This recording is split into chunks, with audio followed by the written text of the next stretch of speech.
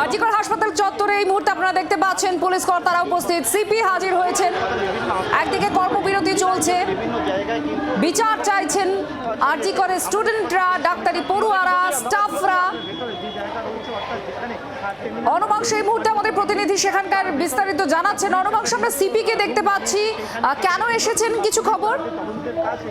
CP এইমাত্র ঢুকলেন যে বিল্ডিং এ ঘটনাটি ঘটে, সেই বিল্ডিং এ তিনি প্রবেশ করেছেন। সঙ্গে রয়েছেন সমস্ত অফিসার, ডিসিরা রয়েছেন, জয়েন্ট সিপি রয়েছে, অ্যাডিশনাল সিপি রয়েছেন, সবাই এবং ঠিক উপরের দিকে গিয়েছেন, অর্থাৎ যেখানে ঘটনাটি ঘটেছে দেখতে যাচ্ছেন, ভেরিফাই করতে গেছেন, এমনটাই পুলিশ সূত্রে খবর।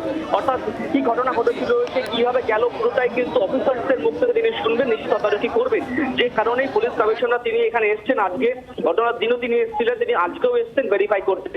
সুতরাং এছাড়া ছাত্র তারা কিন্তু প্রোটেস্ট করছে, সেখানেও কিন্তু তিনি মাত্র 10 সেকেন্ড মধ্যে দাঁড়িয়েছিলেন। তারপর তিনি সেখান থেকে অফিসারের কথা বলার পর তিনি কিন্তু সোজা বিল্ডিং এ প্রবেশ করেছেন। এখন বিল্ডিং থেকে একদম সেই ফ্লোরে যাবেন যে ফ্লোরে ঘটনাটি ঘটেছিল, এমনটা কিন্তু পুলিশ সূত্রে জানতে পারছে। ধন্যবাদ অনবাংশ। অপর প্রতিনিধি পিয়ালি আমাদের সঙ্গে রয়েছেন। পিয়ালি, সিপি আবার এসেছেন, ঠিক কি খবর পাওয়া যাচ্ছে?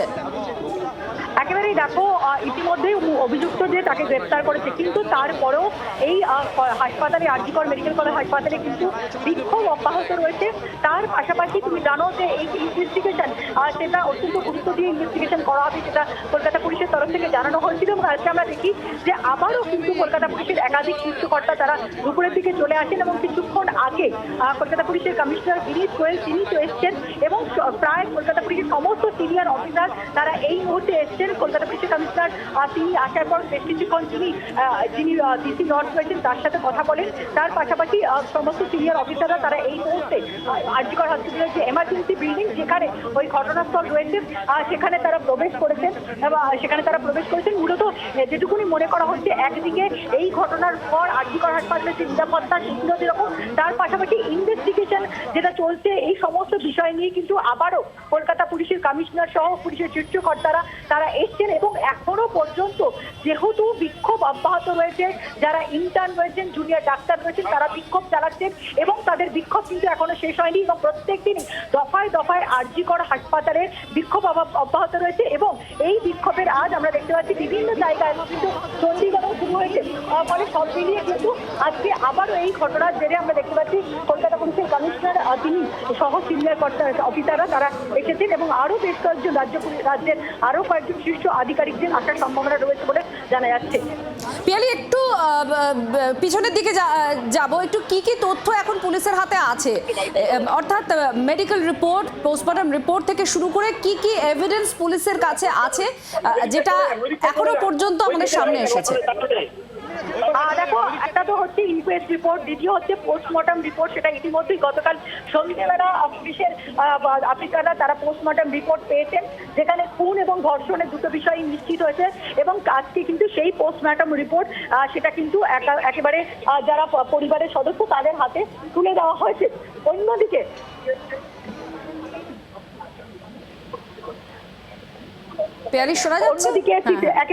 অন্যদিকে সিসিটিভির ফুটেজ সেটা তারা সংগ্রহ করেছেন। আমরা দেখতে পাচ্ছি সেই সিসিটিভি ফুটেজ তারা দেখার পর সেগুলো পাওয়ার পর সেটাকে অফিসিয়ালি সিজ করা। এর পাশাপাশি একাধিক সার্কামস্ট্যান্সিয়াল যে এভিডেন্স সেগুলো তারা কালেক্ট করেছেন এবং ফরেন্সিকের যারা বিশেষজ্ঞরা তারা এসেছেন, ফরেন্সিকের রিপোর্টের তারা অপেক্ষায় রয়েছেন এবং ফরেন্সিক বিশেষজ্ঞরা তারাও আবার আসতে পারেন। সব মিলিয়ে একদিকে পুলিশের তরফ থেকে এই বিষয়টা যে কিন্তু গুরুত্ব দিয়ে তদন্ত করা হচ্ছে সেটা যেরকম জানা যাচ্ছে, তার পাশাপাশি এই বিষয়টা নিয়ে ছাত্রছাত্রীদের মধ্যে যে ক্ষোভ দেখা যাচ্ছে এবং যেটা এখনো পর্যন্ত থামেনি, তাদের বিক্ষোভ অব্যাহত রয়েছে এবং সেই বিষয়গুলোকে গুরুত্ব দিয়ে সরকারের উপর, পশ্চিমবঙ্গ সরকারের উপর আস্থা রেখেছি, সুতরাং পুলিশ কমিশনারদের উপরও আস্থা রেখেছি। পুলিশ কমিশনার বলে আপনারা কটাই দাবি করেছেন? ফরেস্টের রিপোর্টে মানে নিম্নাঙ্গে অত্যাচার করে তাকে খুন করা হয়েছে। এটাই এটাই আছে। শুনুন, এত কিছু বললে একটু অসুবিধা, তদন্ত স্বার্থে এটুকুই বললাম।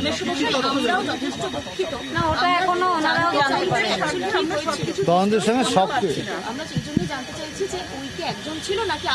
সেটা ওনারা এখনো সেটা জানতে পারেনি, বলেননি, চেষ্টা করছে, ওনারা জানার চেষ্টা। আপনারা কোনো দাবি জানালেন? বললেন যে আপনারা একটা দাবি জানিয়েছেন। দাবি জানিয়েছি বলতে আমরা কতগুলো ইনফরমেশন বিচারের দাবি তো চেয়েছি, আর আমরা কতগুলো এখন আমাদের মাথাটা একটু ঠান্ডা হয়েছে তো আমরা তো কিছু কিছু জানি আমরা যেগুলো ডিপার্টমেন্টের তদন্ত যাবি চেস্ট ডিপার্টমেন্টের ওপরেই আমরা সন্দেহের মধ্যে রেখেছি। হ্যাঁ, চেস্ট মেডিসিন ডিপার্টমেন্টের নিশ্চয়ই আমার মনে হচ্ছে এখন ওখানকার কেউ ভিতরের লোক জড়িত। করেছে সে অনেক কিছু বলেছে, তার উপরে কি মনে হচ্ছে যে সে জড়িত ছিল? আপনাদের কি মনে হয়? তাকে যে সুপারি দেওয়া হয়নি তার কি গ্যারান্টি আছে? হ্যাঁ, টাকা দিয়ে করানো হয়নি সেটা তো আমরা পারফেক্টলি বলতে পারবো না। না আমরা তো না ছিল না। শুনুন, হিংসা জিনিসটা সবার আছে, কিন্তু আপনি যেমন এই চ্যানেলটাকে সরিয়ে দিয়ে আপনার চ্যানেলটাকে ওরকম সব জায়গায় আছে, সেরকম কোনো ঘটনা হতে পারে। এটা সেটা কি আপনাকে বলেছিল আপনার মেয়ে কখনো? না, সেরকম ছিল, প্রেসারে ছিল। চাপে ছিল বলতে বিভিন্ন রকম, ধরুন পেশেন্টদের নানান রকম ট্রিটমেন্ট করতে ঠিকমতো পারতো না। ও পেশেন্টের ট্রিটমেন্ট করতে চাইতো কিন্তু পারতো না। উপর থেকে বাধা, যারা সিনিয়র ডাক্তার তারা সহযোগিতা করতো না ঠিকমতো, নানান রকম ভাবে। সেটা তো আমরা তো টোটাল হিস্ট্রিতে জানি না। আমার মেয়ে বলতো আমার আরজি করে যেতে আর ভালো লাগে না। আরজি কাজ ঠিকমতো করতে পারে না, কাজ ঠিক মতো করতে পারে না। না হ্যাঁ, না র্যাগিং এর শিকার হয়নি। কি হতো, কেন, কি সমস্যা? ওর উপর একটু প্রেসার ছিল, কাজটা বেশি করে, কাজ বেশি, নাইটে ডিউটি থাকতো, তার স্লিপ রুম ছিল না, এসব চাপ ছিল। পাঁচজন কোনো না, তাহলে 4টে ছেলে 1টা মেয়ে যদি হয় তার কতটা অসুবিধা হয় সেটা ভাবুন। তার কোনো স্পেশাল ঘর, আলাদা ঘর ছিল না। 4টে ছেলে একসঙ্গে ডিউটি করছে, 5টা একটা মেয়ে, সে কি করে থাকে? কি করে 4টে ছেলে একসঙ্গে ডিউটি করছে, 5 জনের ডিউটি করছে, তার মধ্যে 4 জন ছেলে 1 জন মেয়ে। সেটা একটু অসুবিধা হয়, রাত্রিবেলা থাকতে গেলে অসুবিধা হয় না? সেটা তো সবসময় বলতো, উদ্বোধন কর্তৃপক্ষের জানানোর মতন ব্যবস্থা আর ওখানে নেই। জানি না, ক্রিয়েটেড বলতে তৈরি করা ছিল না, সেটা আমরা বলতে পারবো না ঠিক। আচ্ছা, একটা জিনিস, টানা 36 ঘন্টা গাড়িটা 36 ঘন্টা 48 ঘন্টাও ডিউটি করতে ভাঙচুর করা বলে মানে ঠেলে সরার জন্য চেপে মানে জোর করে চেপেছে বলে গাড়িটা বেঁকে গেছে। সেটা যদি ডেড বডি নিয়ে আসছিলাম তো, এটা পুরনো খবর হয়ে গেছে। আমরা এত কিছু বলতে পারবো না। আমরা সঠিক তদন্ত চাই আর দোষীর শাস্তি আর চাই। ছাত্ররা যে আন্দোলন করছে তার সঙ্গে সম্পূর্ণ আমরা সহযোগিতা করব যদি কোনো প্রয়োজন পড়ে। আর তদন্তটা যেন ঠিকঠাক ভাবে এগোয়, আমাদের এত কথা বলার দরকার নেই। চেষ্টা করছি আমরা স্থিতি অবস্থা। হ্যাঁ, অবশ্যই যাবো। চাইছি তদন্তটা যাতে ঠিকঠাক হয়। হ্যাঁ, প্রতি সপ্তাহে একটা করে হতো, প্লাস মাসে একটা এক্সট্রা 5 দিন করে মাসে হতো। এটা এরকম যেন না হয়। টানা 36 ঘন্টা। বুঝতে তো পারছেন যে আজকে সুইসাইড করেছিল, কি অবস্থা হচ্ছে মেয়েদের? এটা অ্যাসিস্ট্যান্ট সুপার, ওদের ডিপার্টমেন্টের অ্যাসিস্ট্যান্ট সুপার যে সে বলেছে আপনার মেয়ে সুইসাইড করেছে, প্রথমে বলেছিল। কিন্তু পরবর্তীকালে গিয়ে আমরা তো দেখলাম, এবং মমতা ব্যানার্জি ফোন করার পরে বিষয়টাকে টোটালি, হ্যাঁ, কে ফোন করে বলেছিলেন যে আপনার মেয়ে সুইসাইড? Assistant super. আচ্ছা, কি নাম আপনি জানেন? না, নামটা জানি না, ওনার সম্বন্ধে। পিয়ালি এই মুহূর্তে সরাসরি আমাদের সঙ্গে রয়েছেন, আমরা পিয়ালির সঙ্গে কথা বলবো। পিয়ালি, যেখানে একেবারে সরাসরি অভিযোগ করা হচ্ছে পরিবারের তরফ থেকে যে তারা সন্দেহের ঊর্ধ্বে রাখছেন না চেস্ট ডিপার্টমেন্টের কাউকেই। বেশ কয়েকটি উল্লেখযোগ্য বিষয় যারা উত্থাপন করলেন, তার পরিবারের তরফ থেকে উত্থাপন করা হয়েছে। তার মধ্যে তারা মনে করছেন সুপারি দিয়েও হয়তো মারা হতে পারে, কোথাও হয়তো ঈর্ষার বশেই তার মেয়েকে খুন হতে হয়েছে, এমনটাও তারা মনে করছেন।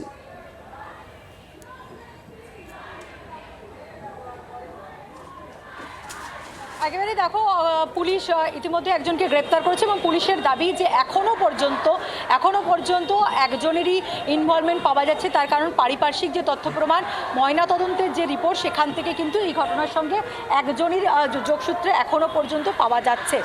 যদিও প্রত্যেক দিনই আমরা দেখছি যে এই ঘটনায় একজনকে গ্রেপ্তার করা হলেও এই হাসপাতালে যারা ওই দিনকে ছিলেন, অর্থাৎ ডিউটিতে, সেটা গ্রুপ ডি স্টাফ হতে পারে, যারা ইন্টার্ন ছিলেন, যারা পিজিটি স্টুডেন্ট ছিলেন, যারা মোটামুটি ওইখানে চেস্ট ডিপার্টমেন্টে কর্মরত ছিলেন ওই রাতে, তাদেরকে কিন্তু দফায় যেরকম জিজ্ঞাসাবাদ করা হচ্ছে। তার পাশাপাশি জানো যে সিসিটিভির সূত্র ধরে ইতিমধ্যেই এই অভিযুক্তের নাগাল পাওয়া গিয়েছে। সেই সিসিটিভি বিশ্লেষণ করা, সেই সিসিটিভি একেবারে সেইগুলোকে কালেক্ট করা, সেগুলো কিন্তু করা হচ্ছে। ফলে সব মিলিয়ে পরিবার যে অভিযোগ করছে, সেই পরিবারকে ইতিমধ্যে পুলিশের সূত্রে যেটা খবর, আজকে পুলিশের যে যে রিপোর্ট তারা হাতে পেয়েছেন সেই ময়নাতদন্ত রিপোর্ট সহ এখনো পর্যন্ত ইনভেস্টিগেশনে কি কি উঠে এসেছে সেই সমস্ত বিষয় তাদেরকে ব্রিফ করা হয়েছে। তাদের কোন কোন জায়গায় অভিযোগ আছে, কোন কোন জায়গায় তাদের সন্দেহ রয়েছে সেই জায়গাটাও পুলিশের কর্তারা আজকে অ্যাডিশনাল সিপি কলকাতা পুলিশের যিনি মুরলীধর শর্মা তিনি গিয়েছিলেন, তারা পরিবারকে জানায় যে কী কী তথ্য এসেছেন এবং তাদের কোন জায়গায় অভিযোগ রয়েছে। ফলে পরিবার যে দাবিগুলো তুলছে সেই সমস্ত বিষয় পুলিশের যেটা বক্তব্য যে সমস্ত একেবারে প্রত্যেকটা অ্যাঙ্গেল খোলা রেখে এখানে তদন্ত করা হচ্ছে।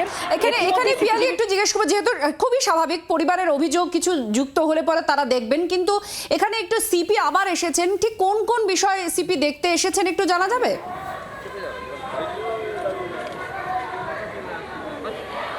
দেখো, একটা বিষয় স্পষ্ট যে তদন্ত একদিকে চলছে, পুলিশ অভিযুক্তকে গ্রেপ্তার করেছে, কিন্তু এখনো পর্যন্ত যেরকম পরিবার একাধিক অভিযোগ করছে সেরকম স্টুডেন্টরাও কিন্তু তাদের তরফ থেকে তাদের বক্তব্য রয়েছে, তাদের একাধিক দাবি রয়েছে এবং তারা তার মধ্যে যেরকম প্রথম থেকেই তাদের নিরাপত্তা সুনিশ্চিত করা, জুডিশিয়াল এনকোয়ারি করা, তার সঙ্গে সঙ্গে একেবারে ক্যাপিটাল পানিশমেন্ট, এরকম একগুচ্ছ তাদের দাবি রয়েছে।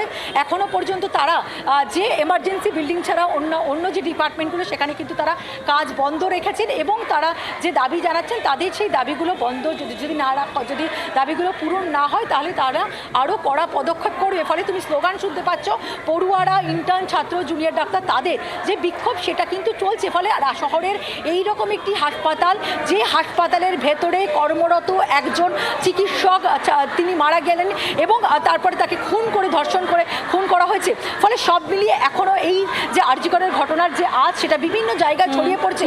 ফলে সেই সমস্ত বিষয় কিন্তু খুব স্বাভাবিকভাবে পুলিশ প্রশাসনের ওপর চাপ বাড়ছে এবং সেই কারণে যেটা মনে করা হচ্ছে কলকাতা পুলিশের কমিশনার তিনি এসছেন, তিনি দরকার পড়লে পড়ুয়াদের সঙ্গে আবারও কথা বলবেন, কর্তৃপক্ষের সঙ্গে কথা বলবেন নিরাপত্তার দিক এবং তার পাশাপাশি যারা রয়েছেন বা তদন্তে এখনো পর্যন্ত কী কী বিষয় উঠে এসছে সেইগুলো যেরকম আরও একবার খতিয়ে দেখা এবং হাসপাতালের যে নিরাপত্তার যে বিষয়গুলো তারা তুলছেন।